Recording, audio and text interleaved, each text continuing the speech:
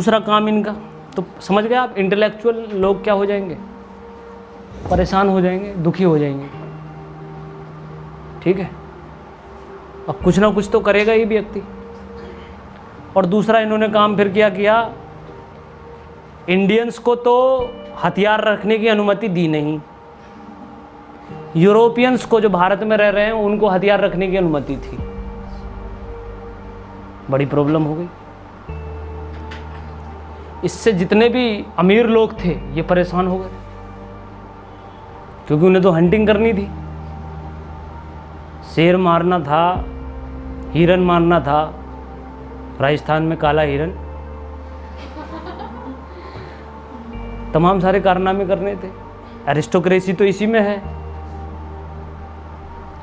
शेर और चीते को मार के उसकी खाल पहन लें, ये टांग लें घर में, ठीक है, बड़ी दिक्कत हो जाएगी। और यूरोपियंस को जो है ये लीगल कर दिया कि भाई वो हथियार रख सकते। तीसरा काम इनका, इंपोर्ट ड्यूटी घटा दी इसने। तो याद रखना, जो हथियार वाली बात है उससे कौन कौन लोग नाराज होंगे, अमीर, ठीक है, अमीर लोग नाराज हो जाएंगे, प्रोस्पेरस कैंडिडेट्स। तीसरा काम इनका जो है, इन्होंने इंपोर्ट ड्यूटी घटा दी। इंपोर्ट ड्यूटी घटाने का मतलब क्या, भारत में बड़े पैमाने पर विदेशी सामानों का बाजार, ये टी शर्ट 2 रुपए की अगर इंग्लैंड से आई हो और ये बनाएंगे हिंदुस्तान में ही तो बिकेगी 4 रुपए की, समझ गए। तो जो, और आम आदमी का सिद्धांत तो बिल्कुल क्लियर है, जो सस्ता है वो अच्छा है। आम आदमी बोल रहा हूं, आम आदमी एडिडास का जो जूता है वो टाउन हॉल पर जाकर 200 रुपए का खरीद लेता, ठीक है। आप देखोगे एडिडास असली है नकली है, नाइक का निशान है, ये वो शोरूम में जाकर देखोगे कम से कम 7-8 का जूता दोगे, 7-8 हज़ार रुपये का। आम आदमी खड़ा होकर दिखाएगा जूता उसे बड़े शान से, बोले देख एडिडास, समझे, ये डिफरेंस है।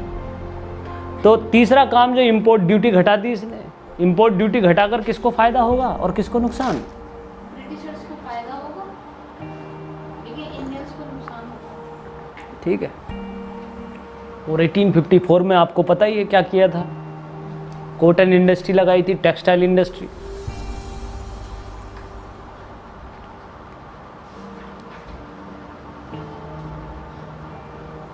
तो बाजार जो है भारत विदेशी सामानों से क्या हो गया, भर गया।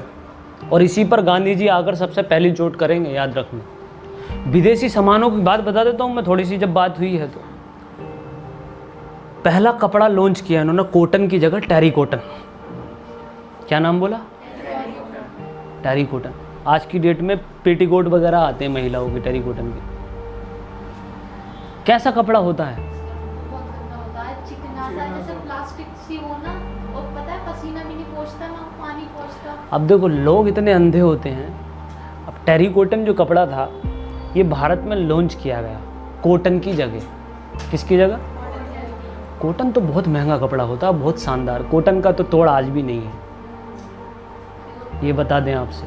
पूरे हिंदुस्तान छोड़ो पूरे वर्ल्ड में कॉटन से बेहतरीन फाइबर किसी चीज़ का है नहीं। सबसे बेहतरीन फाइबर किस चीज़ का है, तो इनके पास कॉटन है नहीं। हिंदुस्तान पाकिस्तान इन लोगों के पास में बहुत कॉटन है, कॉटन ही कॉटन है, तो इन्हें जलन होती है। तो इन्होंने कॉटन से क्या बना लिया, एक आर्टिफिशियल कॉटन बनाया जिसका नाम है टेरी कॉटन। अब टेरी कॉटन क्या है, टेरी कॉटन का सूट अगर हम लेते हैं, सूट का मतलब है नहीं, क्या कहते हैं उसको, कोट सूट, पूरा सेट लेते हैं तो टेरी कॉटन का पड़ जाएगा आज की डेट में सिर्फ 200-300 रुपये का, ठीक है। मतलब अगर देखोगे तो अंडर 1000 मिल जाएगा आपको। आप देखेंगे तो 600-700 रुपये में टेरी कॉटन का अच्छा खासा टाई लगा हुआ सूट पूरा सेट मिलते भी हैं। आपको बताऊं, एड्रेस मेरे से पूछ लेना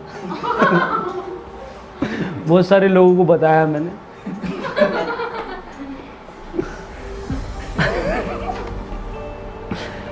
और अगर आप कॉटन का प्योर सूट लेते हैं तो कम से कम 2,500 रुपये का तो है ही, कम से कम बोला मैंने। और अगर आप गलती से अगर ब्लैकबेरी में घुस गए तो 15,000 से स्टार्टिंग है,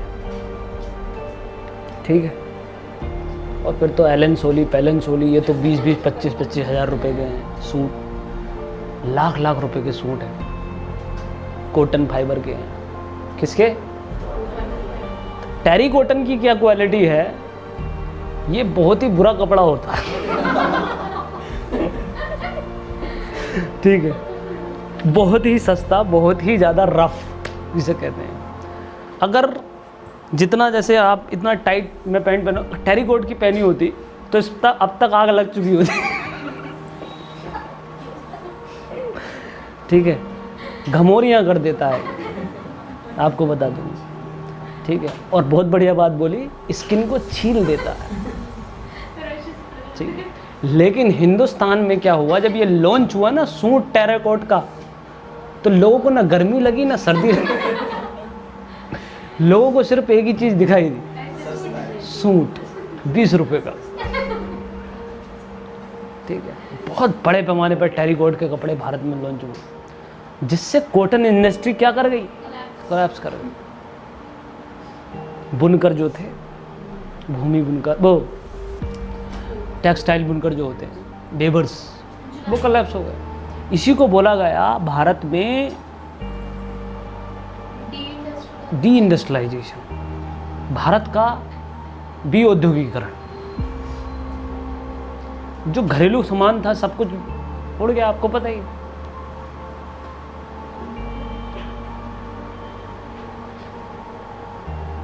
आज की डेट में आपको पता है हॉट पॉट चलते हैं रोटियां या चपाती वगैरह रखने के लिए, हॉट पॉट।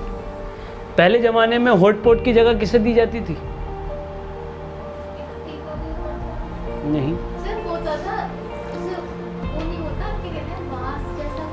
डलिया, बांस वाली डलिया, टोकरी। उससे बनाने वाले जो लोग हैं उससे जुड़े हुए हैं, उसकी इकोनॉमी उससे चलती होगी। फिर विदेशी कंपनी आई और उसने लॉन्च किया 20 रुपये का हॉट पॉट। 4 दिन तक रोटी गर्म रहेगी।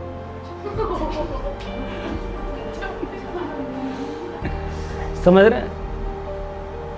सारी की सारी इंडस्ट्री कोलैप्स हो जाएगी उनकी, डलिया बनाने वालों की।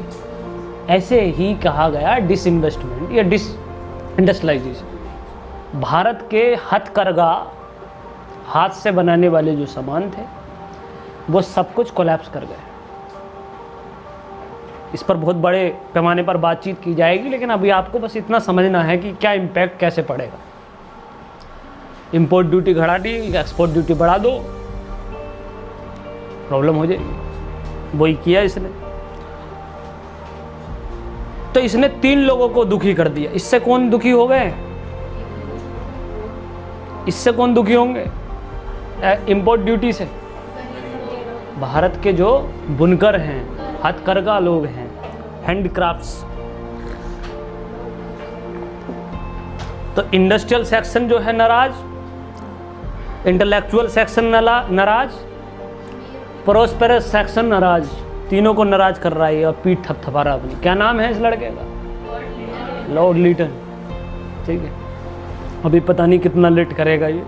अब देखिए, इसके टाइम पर अकाल भी पड़ गया भारत में, ड्रॉट। अब ड्रॉट पड़ा और लोग बाग इसके पास गए, बोले साहब लगान माफ कर दो। क्या माफ कर दो? लगान। और इसकी जगह पर इसने इस ड्रॉट के लिए एक कमीशन बनाया। उस कमीशन का नाम बहुत इंपॉर्टेंट है, स्टार्की कमीशन। क्या नाम है? स्टार्की कमीशन बनाया इस ड्रॉट के लिए। और इस कमीशन ने रिपोर्ट दी कि सरकार को देश की जनता की मदद करनी चाहिए, भारत की स्थिति बड़ी ही दयनीय है। ठीक है, लोग भूख से मर रहे हैं, अकाल पड़ा हुआ है। इसकी रिपोर्ट में लिखा हुआ था साफ साफ। चिट्ठी लिखकर भेज दी, रिपोर्ट सामने कर दी इसने, स्टार्की ने। अब लिटन बोले यार पैसे तो है नहीं, बोले देख लो, सरकार को मदद करनी चाहिए वरना देश की 1/3 जनता मर जाएगी। बोले अच्छा। तो इसने चिट्ठी में लिखा कि भाई गवर्नमेंट के पास बिल्कुल पैसा नहीं है और ये सब चीज़ें नहीं होंगी, लगान माफ नहीं होगा, कैसे ही करो, खून भेज दो अपना। कहानी वो की वही रही। अब उस दिन क्या हुआ, इसने चिट्ठी लिख दी और उसके अगले दिन ही मुंबई में दिल्ली में दिल्ली दरबार लगाया गया। बहुत बड़ा फंक्शन, ओकेजन। देश की जनता कोरोना से पीड़ित, ठीक है, और पीएम फंड में पैसा मांगा जा रहा है और आप फिर भव्य एकदम मंदिर का आयोजन करके उसका जबन घाट में पहुंच गए, पूरा लेट गए। अच्छी बात है, I am also a fan of Lord Rama, but Lord Lytton का ये परसेप्शन आप उससे कंपेयर कर सकते हो। एक तरफ जनता दरबार में उसने इतना पैसा लगाया, और जनता दरबार के बारे में बता दूं कि दिल्ली की हर सड़क पर कालीन बिछाई जाती थी, समझ रहे हो। और आपको पता ही है जब कोई बड़ी नुमाइश होती है तो सबसे पहले आम आदमी पिसता है। आप नाच रहे होते हो बारात में बहुत अच्छी तरीके से, कभी उसे देखा वो बैंड बाजा लेके, वो जो ऊपर जो सिर पे जो लाइट लेके घूमता है, बार बार उसके सामने नाचते रहते हो।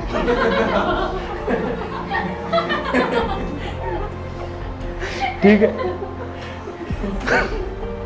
उसके दिल से पूछो कि वो क्या चाहता है, उसके दिल से पूछोगे कि वो क्या चाहता है तो वो क्या कहेगा, वो तुमसे ये कहेगा जल्दी नाच ले और जल्दी नाच के शांत हो जा, मेरा दर्द हो रहा है। इसलिए 2 आंखों का इंसान होना बड़ा जरूरी होता है, ठीक है। जनता दरबार में बहुत पैसा बहाया गया और देश की जनता सूखे और भुखमरी से क्या हो रही है, मर रही है। लॉर्ड लिटन, बात समझ में आई। चौथी बात,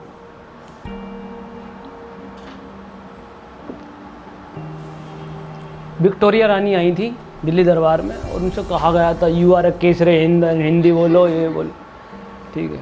और पूरी दिल्ली में मखमल बिछाया गया था, ठीक है। एक गरीब आदमी के घर पे दरी नहीं होती, क्या बिछाया गया पूरी दिल्ली की सड़कों पर, मखमल। 5वां काम, सिविल सर्विस।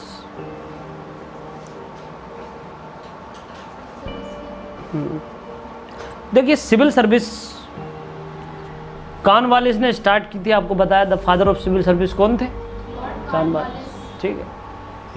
इसने क्या काम किया कि सिविल सर्विस में कुछ चेंजेस किए गए और उसमें से एक बड़ा चेंज ये था कि इस सिविल सर्विस को, एग्जामिनेशन को भारत के लोग नहीं दे सकते थे। कौन नहीं दे सकते थे? भारत के लोग। और दूसरा चेंज इसका जो रहा वो ये रहा कि इसने सिविल सर्विस की एज घटा दी। क्या घटा दी? एज 23 साल थी उम्र कभी 1859 में, कितनी? 23। 60 में 22 हुई और 1866 में 21 हो गई। इस बंदे ने सीधे ही कहाँ पहुँचा दिया इसे, 19 साल पे। 19 साल की परीक्षा, 19 साल उम्र तो हमारे दीपक की थी, लड़का जो था। 10+2 के बाद में भारत में 19 साल की उम्र होती है जनरली। उस टाइम पर देखते हुए सिर्फ 19 साल मिनिमम एज,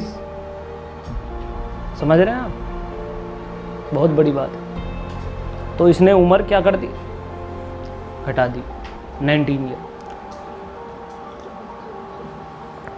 दूसरी बात जो है, और एक नई चीज़ और भी थी इसमें, मैं बता दूं। अभी तो इंग्लिश और हिंदी का बड़ा प्रोपेगेंडा कहते हैं इंग्लिश नहीं हो पाएगी हमसे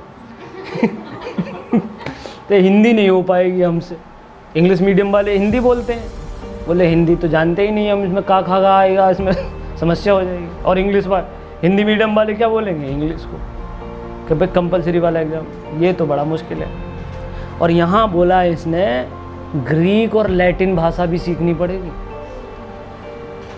कौन सी लैंग्वेज डाल दी? ग्रीक और लैटिन भाषा। इंग्लिश तो है ही कंपलसरी, वो तो है ही, लेकिन ग्रीक और लैटिन का ज्ञान होना आवश्यक है। और हिंदुस्तान में तो आपको पता ही है, हिंदी सही से नहीं बोल पाता आज का प्राणी। और आज के यंगस्टर्स की तो बहुत ही अच्छी बात है ये, हिंदी भूल गए और इंग्लिश सीखी नहीं। ठीक, तो उनकी जो बेसिकली कैटेगरी है वो थोड़ी डम कैटेगरी हो गई, गूंगों वाली। हिंदी भूल गए और इंग्लिश सीखी नहीं, तो बोलते क्या हैं? जैसे छोटे बच्चे बोलते रहते हैं ना, वही लैंग्वेज चल रही है। हाँ, इमोजी, इशारों वाली भाषा। समझ जाओ, बस यही आंसर था।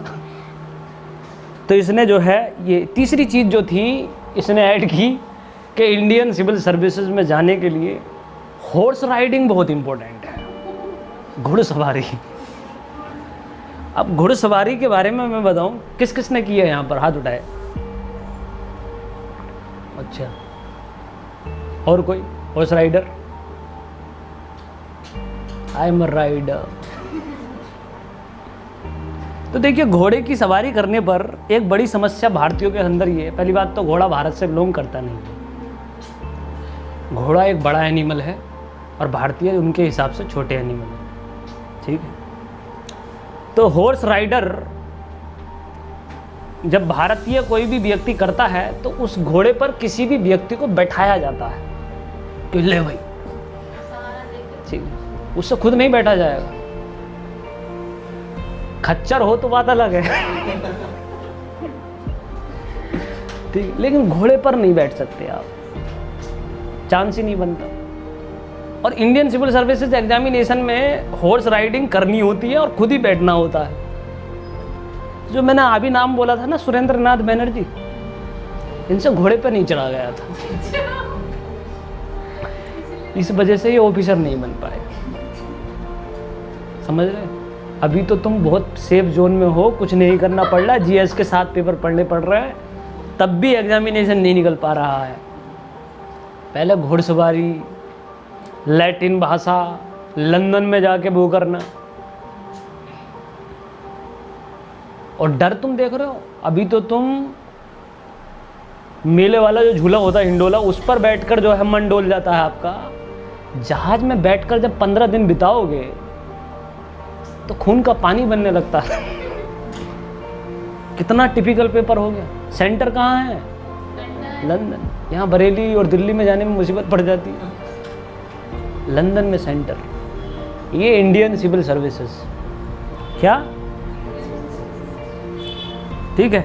तो भारत के जो सुरेंद्र नाथ बैनर्जी थे वो अपनी हाइट के चक्कर में रह गए, ठीक है, बहुत बड़े पैमाने पर।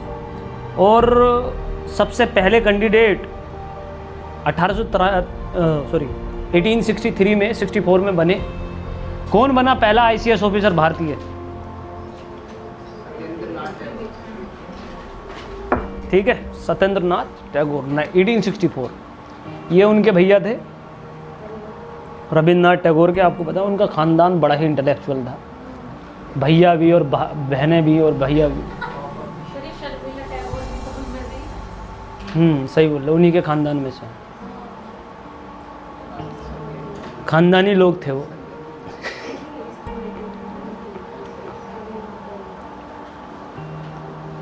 तो भैया इसने 5 लोगों को ठीक ठाक तरीके से दुखी किया भारत के। कौन कौन से 5 लोग? इंटेलेक्चुअल, प्रोस्परस, इंडस्ट्रियल, आम आदमी और एजुकेटेड स्टूडेंट्स, ठीक है। और ये कहलाए लॉर्ड लिटल। लेकिन अभी भी इनकी नर भरी नहीं थी, छठी गलती और की इन्होंने, और बहुत ही खतरनाक गलती है, छठा कारनामा। इन्होंने अफगानिस्तान को नोटिस भेजा। अफगानिस्तान समझ रहे हो? अफगानिस्तान को क्या बोला जाता है पता है? अफगानिस्तान को बोला जाता है ग्रेवयार्ड ऑफ एम्पायर, ठीक है, साम्राज्यों का कब्रिस्तान। जिसका नाम ही इतना खतरनाक हो, उसे छेड़ते क्यों हो बार बार जाकर? तो फर्स्ट एंग्लो वॉर हुआ, फर्स्ट एंग्लो अफगान वॉर हुआ, अफगानिस्तान ने छेद दिया रख के। 10,000 की सेना गई थी और गिनती के 2 लोग भेजे, सॉरी 1, वापस लौटा था एक आदमी। अफगानियों से पंगा तो यूएसए वाले नहीं ले पाए, ये तो थे भी ब्रिटेन वाले, अब भी नहीं ले सकता कोई पंगा उनसे। बहुत ही बर्बर, बहुत ही बोरियर और बहुत ही कंसोलिडेटेड कौम है अफगानिस्तान। ठीक है, बैरन लैंड है, अफीम खाते हैं और बादाम खाते हैं, ड्राई फ्रूट्स होते हैं और अफीम होती है, ओपियम। ठीक है, बस। और AK-47 दे दिए किसी ने उन्हें। अगर रात बेरात में कोई दिखाई दे जाता तो पहले चलाते हैं AK-47, फिर पूछते हैं भाई लास्ट से, ओए कौन था भाई? ये एटीट्यूड है। कौन है ये? अफगान। अब ऐसे अफगानिस्तान को इसने नोटिस भेजा, और नोटिस में क्या भेजा मैं बता देता हूं कि तुम हमारे दुश्मनों के साथ इंटरेक्शन नहीं करो। क्या बोला? दुश्मन कौन? रसिया और वो वाली कंट्री, जर्मनी, जापान वगैरह, इनके साथ में इंटरेक्शन नहीं करो। अफगानिस्तान बोला तुम कौन होते हो? तुम्हें पता है हम किसी की नहीं सुनते हो, फिर भी तुम चिट्ठियां भेज देते हो। चिट्ठी जला दी उसने। ठीक है, अफगानिस्तान की जब चिट्ठी जलाई अफगानिस्तान ने, तो ये जो है अपनी सेना लेकर पहुंच गए। सेकेंड एंग्लो कौन सा वॉर हो गया? अफगानी वॉर। लिख लीजिएगा, इसके टाइम पर सेकेंड एंग्लो अफगानी वॉर हो गया।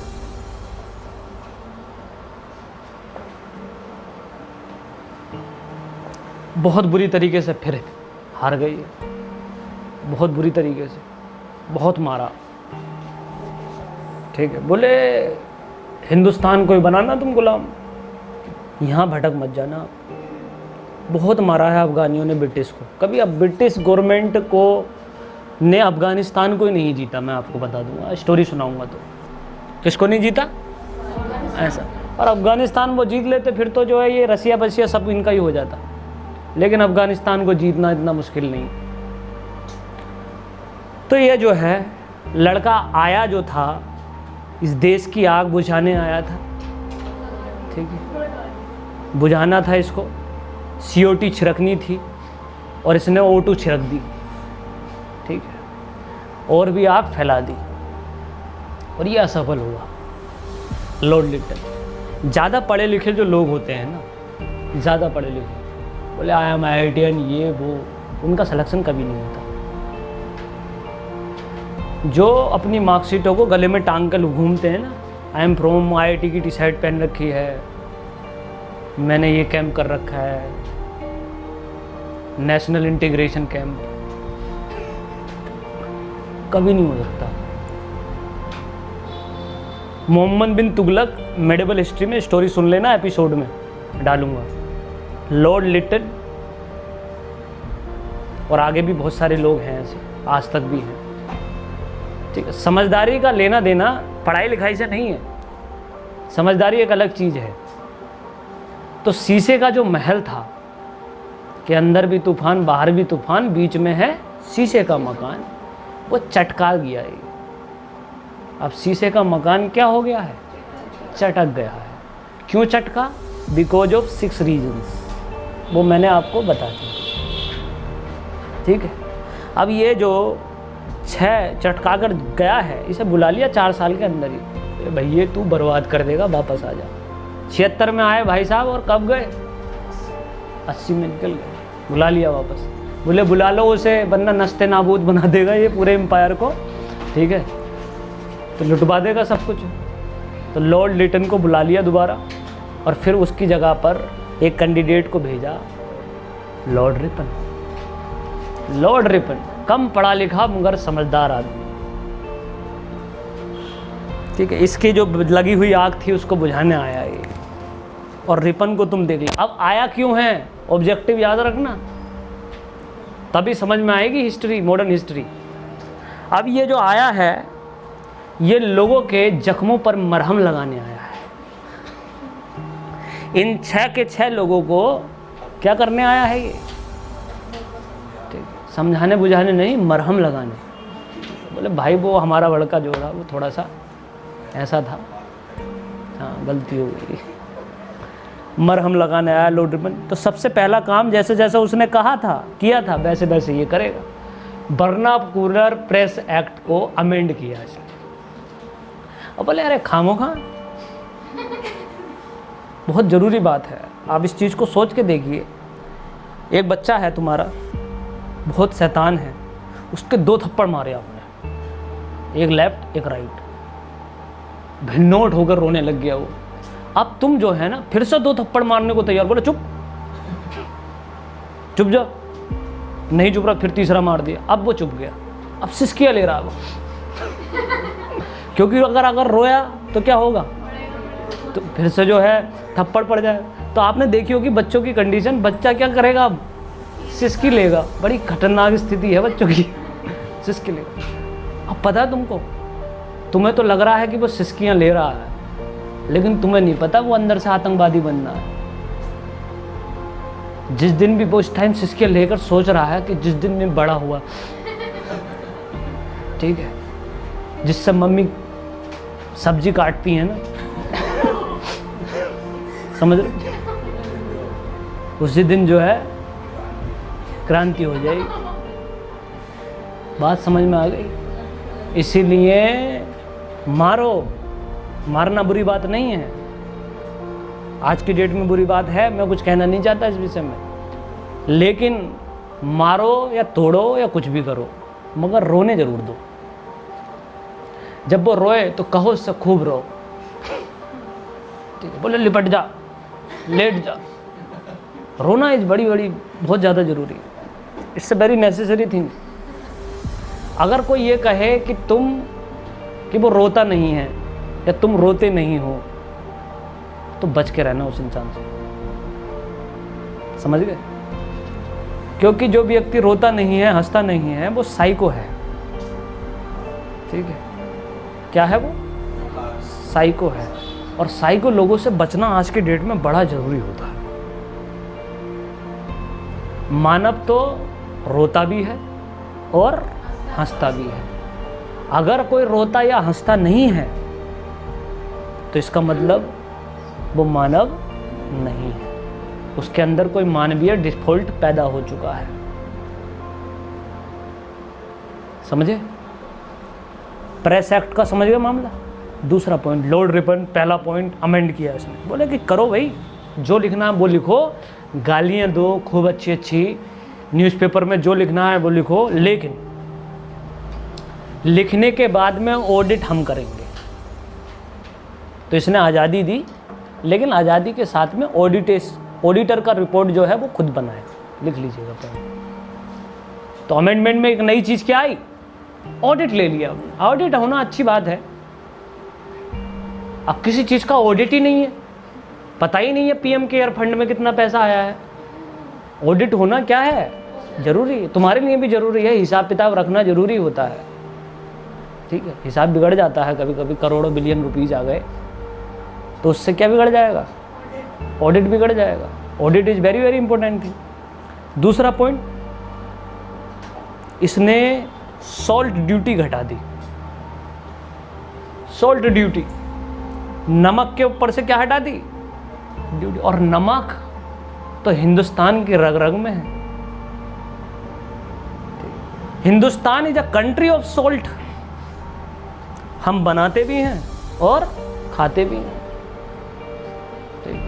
नमक तो बहुत इंपॉर्टेंट चीज़ है भारत में, तभी तो हिंदुस्तान में एक शब्द चला, नमक हलाली। कौन सी हलाली? दूध हलाली, चाय हलाली, खाना हलाली कुछ नहीं, नमक हलाली, चीनी हलाली कुछ नहीं। क्यों चला? क्योंकि नमक सबसे इंपॉर्टेंट कंपोनेंट है हमारे किचन का, सबसे इंपॉर्टेंट। और उस चीज़ को पहचाना उसने और नमक पे से ड्यूटी हटाई और आम आदमी के घर पर खुशियाँ भेजी। आम आदमी बोले कौन आया है ये आदमी, बहुत अच्छा आदमी है। बोले इसका नाम है क्या, लॉर्ड रिपन, ठीक है? अब जो देख समझ जाना, ऑब्जेक्टिविटी समझ लेना, मकसद क्या है।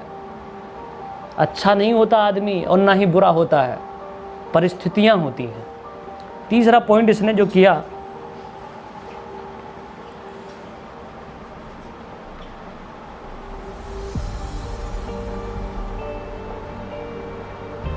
वुड डिस्पैच आया था उसके टाइम पर, इसके टाइम पर आएगा हंटर कमीशन। एजुकेशन से खुश कर दिया इसने।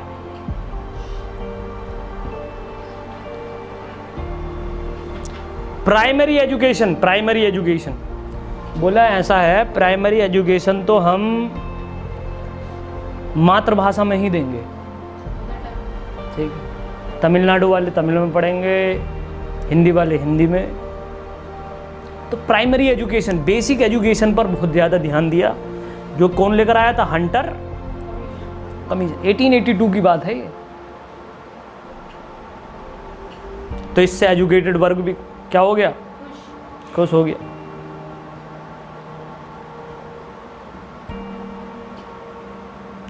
और फिर इसने जो है एक बेहतरीन काम किया, सबसे बेहतरीन। भारत में कितने तरह की गवर्नमेंट होती हैं? 3 तरह की। सेंट्रल गवर्नमेंट, जिसे यूनियन गवर्नमेंट भी कहते हैं, मोदी जैसे, नरेंद्र मोदी।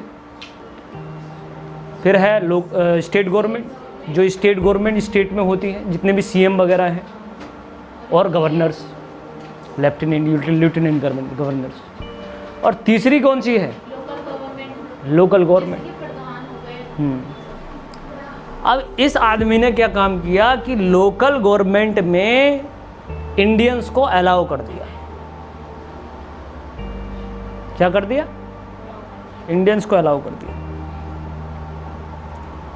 ठीक है। भारतीयों के दिलों में खुशी की लहर, प्रधानी का इलेक्शन लड़ेंगे और प्रधान बनेंगे, ठीक है।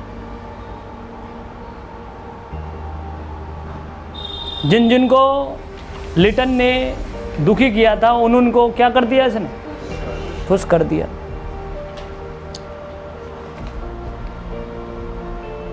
और इसके टाइम पर एक अगली घटना हुई, बहुत बड़ी घटना हुई। इसको कहते हैं एल्बर्ट बिल। कौन सा बिल? अब ये एल्बर्ट बिल जो किताब से पढ़ोगे तो बिल्कुल समझ नहीं आएगा, और जब मैं क्लास में भी बताता तो भी समझ नहीं आता, लेकिन यहाँ डैम श्योर समझ में आ जाएगा, ठीक है। एल्बर्ट बिल, एक एक चीज़ लिख लेना इसकी, बहुत इंपॉर्टेंट चीज़ है ये, हल्के में कभी आप ले जाओ।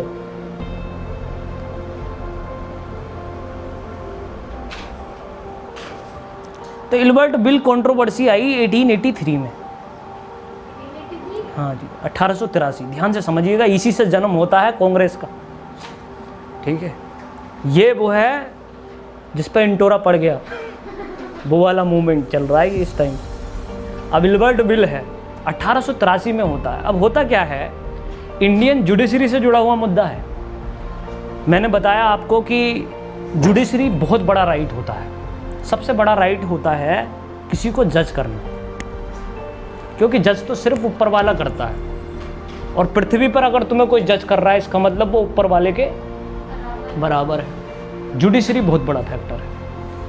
अब ये जो जुडिशरी थी ये 1861 में सब कुछ सही चल रहा था।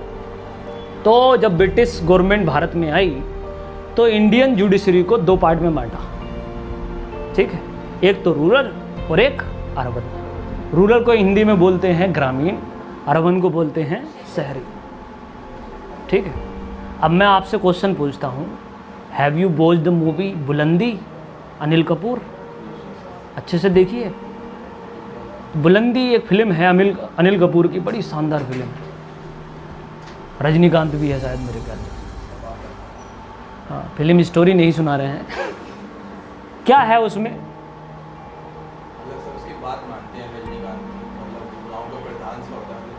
प्रधान सा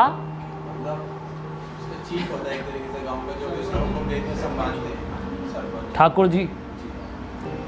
तो देखिए, जो रूरल वाला सेक्शन था वो तो गवर्नमेंट ने सौंप रखा था लोगों को, भारतीय लोगों को। किसको? भारतीय लोगों को। और जो अर्बन एरियाज था, कौन सा? अर्बन एरियाज, वो उसके जो जज हुआ करते थे वो होते थे ब्रिटिश। कौन होते थे? ब्रिटिश। इसलिए जब भी आप बुलंदी फिल्म देखोगे तो उसमें देखोगे कि वो रूरल एरियाज के लोग हैं, और वो रूरल एरियाज में जो जुडिशरी थी वो किसके हाथ में थी? जमींदार के हाथ में थी, ठाकुरों के हाथ में थी, सरपंचों के हाथ में थी, उन लोगों के हाथ में थी। लेकिन अर्बन सेक्टर में किसके हाथ में थी? ब्रिटिश गवर्नमेंट के हाथ में थी। ठीक है। तो 1861 में आ जाने से 1861 में आईपीसी आ गई, इंडियन पेनल कोड। अब इंडियन पेनल कोड आ गया, हिंदी में क्या बोलते हैं? भारतीय दंड संहिता। और आईपीसी कब इंस्टॉल हुआ? 1861, 1861 में आईपीसी आया। बहुत इंपॉर्टेंट क्वेश्चन है ये, कई बार छोटे एग्जामिनेशन में पूछा भी जाता है। इसके आ जाने से अर्बन हो या रूरल हो, सबका नियम कानून क्या हो गया? बराबर। फांसी की सज़ा होनी है तो बिल्कुल उसके अकॉर्डिंग होगी कि दफ़ा 302 के तहत, ठीक है, ठाकुर गब्बर सिंह को फांसी की सज़ा होती है। दफ़ाएं, दफ़ा को इंग्लिश में बोलते हैं सेक्शन, और इसकी शुद्ध हिंदी होती है धारा। दफ़ा कैसा शब्द है? उर्दू का। समझ रहे हैं? कुछ दफ़ाएं आप लिख लेना, मतलब याद कर लेना, काम देती हैं। जैसे अगर अटेम्प्ट टू मर्डर हो, 307 बोल रही हैं, ठीक है। मर्डर के बाद में रेप हो, 376। अटेम्प्ट टू रेप हो, 75 के आसपास है कुछ, ठीक है। और महिलाएं जो लगाती हैं मर्दों पर दहेज प्रथा का आरोप,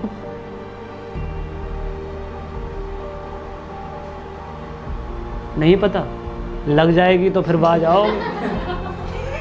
ठीक, नहीं पता है? आप लोग कहीं समझते ही नहीं हो। पूरा भारत के मर्द परेशान हैं इस दफ़ा से, ठीक है। जब तक लगती नहीं तब तक याद नहीं होती, और एक बार जो लग जाए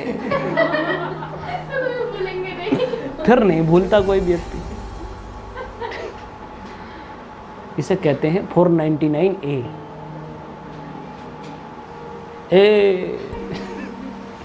ठीक है, बहुत खतरनाक दफ़ा है ये। कोई भी महिला थाने में पहुंच जाए, जाकर सिर्फ एक सेंटेंस बोलना, साहब मेरा हस्बैंड मेरे को मारता है और दहेज मांगता है, महिला तो चली जाएगी, पुरुष की ज़िंदगी खराब हो जाएगी। ठीक है, इसके ऊपर ऐसे लिखा जाएगा, डिबेट होगी, ऐसा जो है लो होना चाहिए, नहीं होना चाहिए। ऐसे महिलाएं पुरुषों को बहुत ब्लैकमेल कर रही हैं सब। पहले तो जानकारी दो आप, कोई भी महिला अपने हस्बैंड को जानकारी दे इसकी। पता है तुमको क्या 499A क्या होता है? बोले क्या होता है? बोले इसके अकॉर्डिंग महिलाएं पुरुषों पर अटेम्प्ट कर सकती हैं डाउरी का। और ये प्रॉब्लम नहीं है, प्रॉब्लम ये है इस पर नॉन बेलेबल ऑफेंसिबल चार्ज है। कहने का मतलब ये है गैर जमानती। अगर एक बार लग गई तो आपकी जमानत नहीं होगी, मुकदमा चलेगा पहले। तो ये वुमेन एम्पावरमेंट का यूज है। कभी कभी क्या बन गया ये भारत में? मिसयूज। ये तो चाकू से भी तेज है भाई। कोई महिला धमका दे अपने हस्बैंड को तो हस्बैंड का क्या असर होगा? समझ गए? बहुत खतरनाक धारा है। होनी चाहिए या नहीं होनी चाहिए? जल्दी जल्दी बोलो। होनी चाहिए वाले हाथ उठाइए। ये इन्होंने पहले देखा सबको। नहीं होने वाले कौन है? सिर्फ एक। समझ रहे हैं? सर आपके नहीं, हम तो सपाट आदमी है, न्यूट्रल आदमी है। देखिए, तो आईपीसी की धारा आई 1860। आईपीसी कब इंस्टॉल हुआ भारत में? 1861। जिसने रूरल और अर्बन के सारे लॉज को ख़त्म करके भारत के लिए अपनी एक अलग धाराएं बनाई। ठीक है। उसके बाद में जब ये कहानी चल रही थी तो भारत में एक जज थे, उनका नाम था बिहारी लाल गुप्ता। क्या नाम है? बहुत इंपॉर्टेंट कैंडिडेट। अब ये बिहारी लाल गुप्ता जो थे, ये लोअर कोर्ट में एक छोटे से जज थे, लोअर कोर्ट में। लोअर कोर्ट में जो है जज हैं ये। अब इनका प्रमोशन हो गया और प्रमोट होकर ये सेशन कोर्ट के जज बन गए। किसके? Session court. जब इनका प्रमोशन हुआ और ये सेशन कोर्ट के जज बने तो इनके नोटिस के साथ में एक बात और लिख दी, बोले कि आप इंडियन हैं और आप यूरोपियन लोगों का केस नहीं लड़ सकते। ध्यान से समझो इलवर्ट बिल को। क्या आप क्या हैं? इंडियन हैं और आप जो है सेशन कोर्ट में किनका केस नहीं लड़ोगे? यूरोपियंस लोगों का। और यूरोपियन के केस भी बहुत आते थे, मैं आपको बता दूं। ये जितने भी अंग्रेज थे ना, ये भारतीय महिलाओं को छेड़ देते थे, ठीक है, और भारत के लड़कों को मार देते थे। और इनके पास में गोली बंदूक भी रहती थी, ठीक है, शूट कर देते थे, टांग में गोली मार देते थे। अब टांग में गोली लग गई तो आदमी क्या होगा? मरेगा भी नहीं लेकिन जिंदा भी नहीं रहेगा। समझ रहे हैं? और ये जो टांग को लेकर जाएगा पुलिस थाने में, ये सब बड़ी प्रॉब्लम होती थी। तो इनके जो केसेस थे वो भी काफ़ी अच्छे खासे आते थे। तो सेशन कोर्ट में जब इनकी अपॉइंटमेंट हुई बिहारी लाल गुप्ता जी की, तो गुप्ता जी ने एक चिट्ठी लिखी, ठीक है, किसको? गवर्नर साहब को। और उसमें लिखा कि what is the use of this promotion without using the power of increment. इन्होंने चिट्ठी में ये लिखा कि sir ji, what is the use of this promotion. इस प्रमोशन का फायदा क्या है, इसकी जरूरत क्या थी जब हमें शक्ति ही नहीं दी गई है, हम किसी का केस नहीं लड़ सकते हैं, मतलब का जजमेंट नहीं दे सकते हैं यूरोपियंस का। तो इसका फायदा क्यों किया था आपने प्रमोशन हमारा? ये तो गलत बात है। उस टाइम पर इलवर्ट कैंडिडेट जो थे हमारे गवर्नर जनरल थे, तो इलवर्ट साहब ने कहा आप मन क्या ना करो, छोटा ना करो, आज के बाद आप यूरोपियंस का भी केस लड़ेंगे। पता नहीं किस मूड में बोल दिया उन्होंने, मूड बहुत अच्छा था शायद, या हो सकता है कि शाम का टाइम हो, रात के 9-10 बजे। अब ये बात बोल दी और इस बात का असर इतना हुआ कि लंदन में एजिटेशन स्टार्ट हो गया, आंदोलन। और पूरे के पूरे अंग्रेज, जहाँ के भी यूएसए के हों, यूके के हों, सब एक हो गए। बोले क्यों? बोले ये इंडियन लोग हमारा क्या करेंगे? जजमेंट करेंगे। ये नीग्रो, ये ब्राउन चमड़ी के, the dogs are more important than these Indians, these serpents. ये सारी बातें लिखी हुई हैं। नेकेड इंडियंस, नेकेड इंडियन की हिंदी होती है नंगे भारतीय। निग्रो इंडियंस की मतलब होती है काले भारतीय। ब्राउन इंडियंस की बात होती है भूरे भारतीय। ऐसे ऐसे अल्फाजों से जो है आपको इन्होंने बोला। बोले ये हमारा क्या करेंगे? ठीक है, हमें जज करेंगे। और पूरे के पूरे यूरोप में जो है इसकी लहर दौड़ गई और फिर आर्टिकल लिखे जाने लगे कि इलवर्ट बिल को पास होना चाहिए या नहीं होना चाहिए। ठीक है, समझ में आ रही है बात? 1882 की बात है ये, 83-82 की। अब ये इलवर्ट बिल जब आया, इस इलवर्ट बिल ने, इसके दो मकसद थे। एक तो ये पता चला कि ये यूरोपियंस जो हैं भारतीयों को क्या समझते हैं। क्या समझते हैं?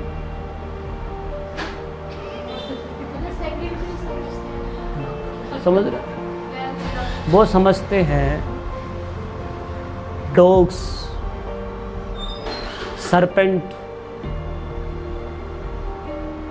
नीग्रो, इन्फीरियर, अनएजुकेटेड,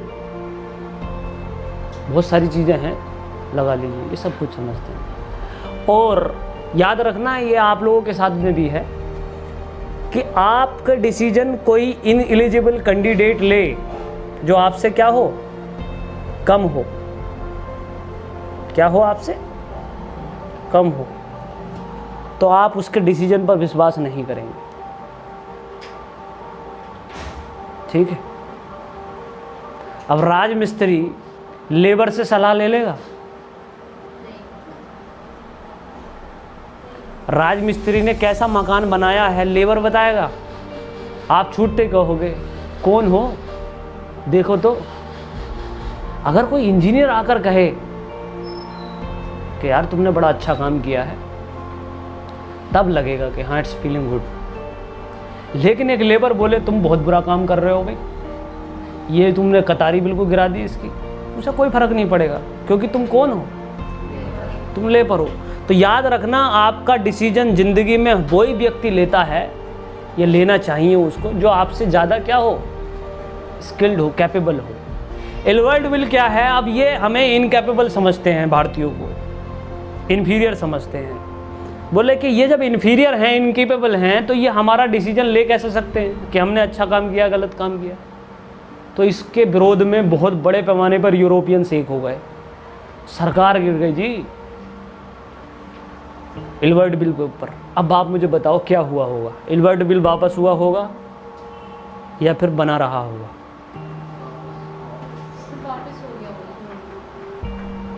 ठीक है। 1883 में एल्बर्ट बिल को वापस लेना पड़ा और एल्बर्ट को भी वापस बुलाना पड़ा।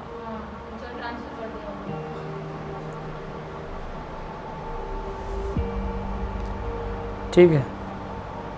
और यहाँ पर क्लियर कट इंडिकेशन मिल गया भारतीयों को कि ये हमें समझते क्या है। और जब पता चल जाए बिल्कुल क्लियर कट कि तुमको क्लास में आना ही नहीं है, चाहे आप कितनी मक्खन मलाई परोस लो, फिर तो एजिटेशन संभव ही है। फिर तो एजिटेशन मतलब इस्टेब्लिशमेंट ऑफ आईएनसी। और फिर सुरेंद्र नाथ बनर्जी, दादा भाई नौरोजी और भारत के जितने भी इंटेलेक्चुअल लोग थे, इन्होंने मीटिंग बुलाई। बोले आओ भाई समोसा पार्टी आ जाओ, सब आओ। बोले क्या? बोले देखो इन्होंने क्या किया है, एल्बर्ट बिल वापस ले लिया इसको, अब कुछ करना पड़ेगा। नेशनल मूवमेंट का एक एसोसिएशन बना चुके हैं दादा भाई नौरोजी। कहाँ बना है वो? लंदन में। और सुरेंद्र नाथ बनर्जी आए भारत में, रिजेक्टेड थे आईसीएस, घोड़ा चढ़ा नहीं गया था इनसे, वैसे ही फ्रस्ट्रेटेड थे। मतलब घोड़ा चढ़वाएंगे हम, देखो अभी नहीं चढ़ाते घोड़ा। इन्होंने इस्टेब्लिश करने की कोशिश की क्या? Indian national Congress. अब देखिए एक स्ट्रक्चर बनाइए, यहाँ पर मैं आपको बताऊँ, लिख लेना यहाँ पर। 1883 में एल्बर्ट बिल के वापस होने पर नेशनल कन्वेंशन बुलाई गई। नेशनल कन्वेंशन जो है बुलाई गई, राष्ट्रीय सभा। ठीक है। और सारा का सारा इंतजाम ये सिविल एस्पिरेंट जो है इन्होंने किया था। क्या नाम है इनका? सुरेंद्र नाथ बनर्जी। ठीक है। फंडिंग सब इन्होंने की थी, सुरेंद्र नाथ बनर्जी। इंडियन एसोसिएशन के अंतर्गत कौन कौन से हैं? इंडियन एसोसिएशन आई इसमें, पूना पैक्ट आया, पूना सार्वजनिक सभा, सुने हो ये नाम?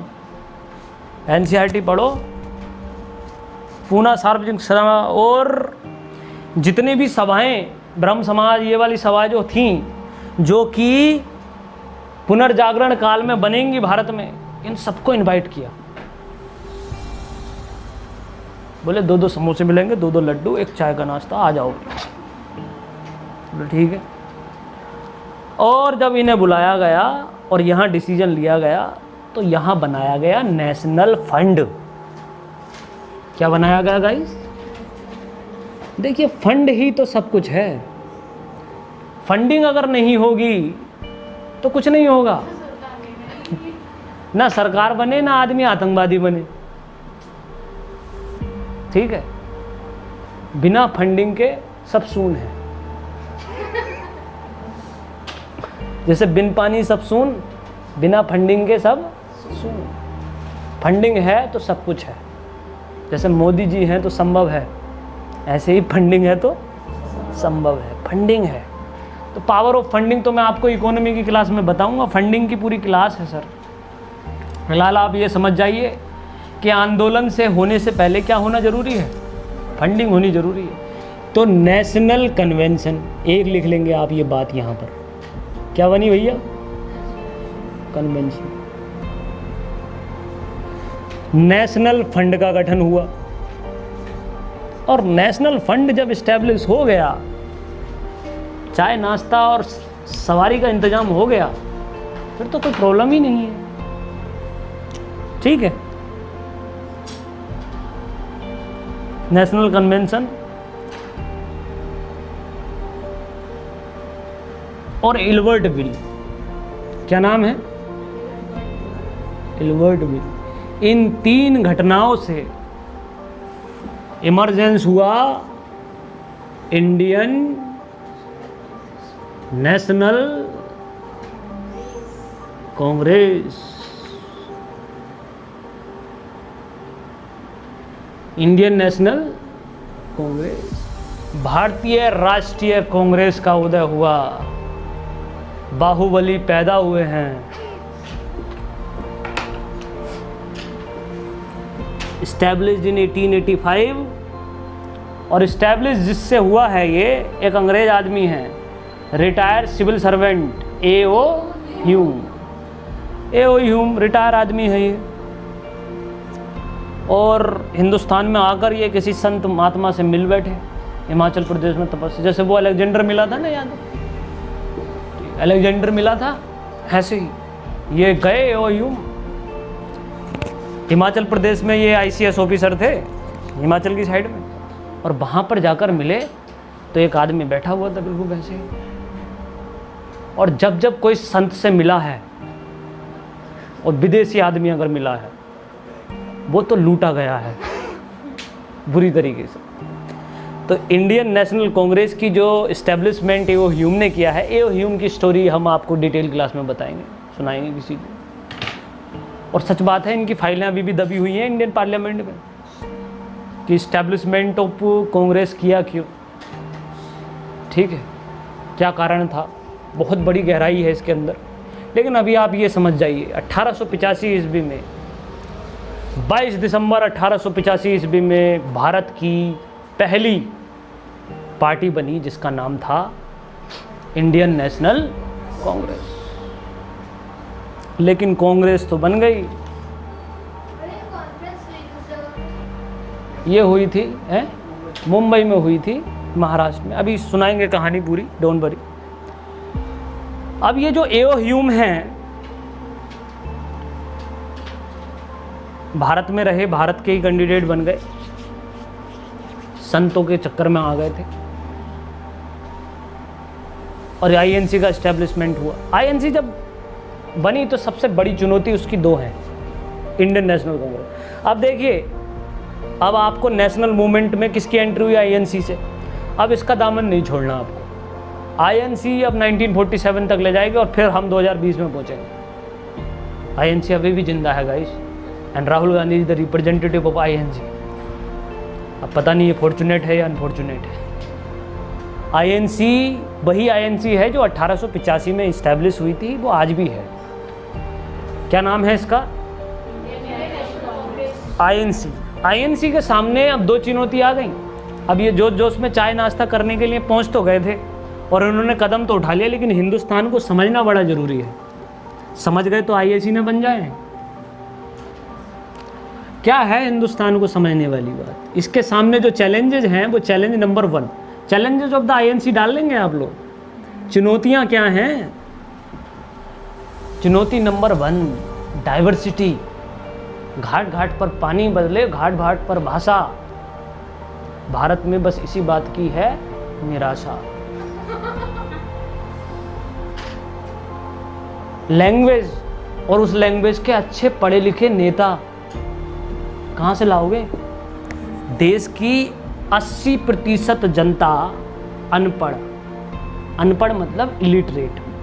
तो challenge number 1 diversity of India, challenge number 2 uneducated population, bracket में मोर देन 80%, 80% लोग अनपढ़ हैं। क्या देख रहे हो?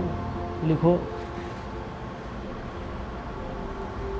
हमारे देश की पॉपुलेशन आज की डेट में जो साक्षर है, बंसिका जी, अब नाम भूल गया है वीडियो में, कितनी है? 74%, 74.25% के आसपास में हमारे देश की पॉपुलेशन साक्षर हो चुकी है, साक्षर हो चुकी है। ठीक है, अब 74% जो लोग हैं वो साक्षर हैं। उसमें से कितने लोग डेमोक्रेसी को समझते हैं, उसकी परिभाषा को समझते हैं?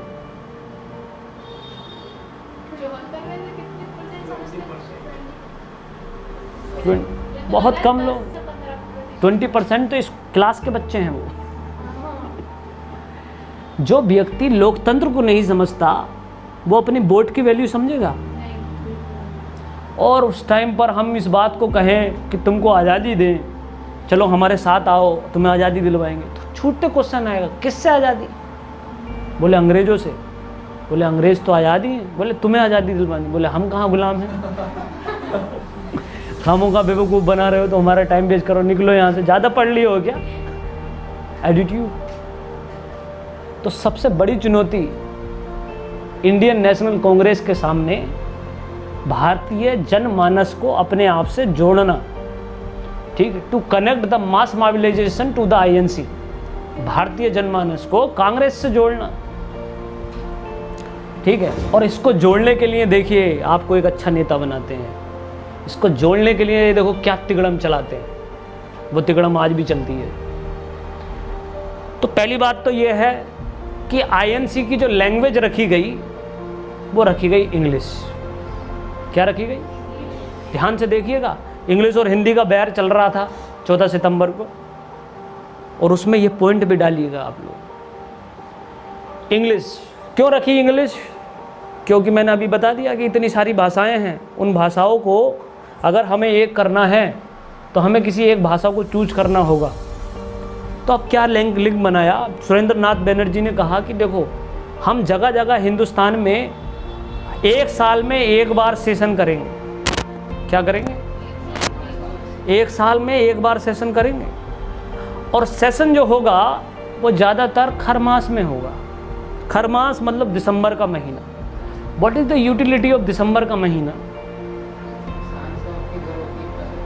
ठीक है, दिसंबर का महीना वो महीना होता है गेहूँ बू जाती है, और गेहूँ को ज़्यादा पालने की ज़रूरत होती नहीं। किसान जो है दिसंबर में कहाँ होता है? अपने घर में होता है, और घर में जाकर वो कुछ नहीं करता है तो ताश खेलता है या बग्गी बाग खेलता है या लड़ाई करता है। तो जिस टाइम किसान अपने घर में ठाली बैठा हो तभी हम क्या करेंगे? सेशन अटेंड करेंगे। पहली बात। दूसरी बात, लैंग्वेज कौन सी चूज करेंगे भाई साहब? इंग्लिश। बोले क्यों? इंग्लिश तो किसान बहुत दूर तक नहीं। बोले देखिए गांव में एक या दो व्यक्ति ऐसे होंगे जो इंग्लिश को जानते होंगे, और हम अपना मैसेज उस तक पहुंचाएंगे और वो उस लोकल लैंग्वेज में क्या कर देगा? ट्रांसलेट कर देगा। ठीक है, और इस तरह से हम हिंदुस्तान के हर स्टेट को अपनी कांग्रेस से क्या कर लेंगे? जोड़ लेंगे। ठीक है, फिर रखा गया कि सेशन होगा कहाँ पर? बोले एक जगह नहीं होगा, सेशन हर शहर में अलग अलग जगह होगा। जैसे आपकी बार मुरादाबाद में है तो अगली बार बरेली में हो सकता है, बरेली में नहीं बल्कि अगली बार होगा कोयम्बटूर में, चेन्नई में। इससे क्या होगा?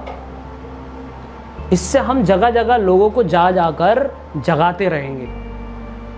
ठीक है, और सब कुछ प्री प्लान्ड होगा, पहले से डिसाइडेड। समझ गए? और तीसरी बात जो नेक्स्ट है उससे जुड़ी हुई, कि अध्यक्ष कौन होगा? बोले अध्यक्ष का चुनाव होगा, इलेक्शन, इसी के लोग, और अध्यक्ष का चुनाव होने के बाद अध्यक्ष हर बार अलग अलग चुना जाएगा। समझ गए? ये कांग्रेस का एस्टेब्लिशमेंट हुआ।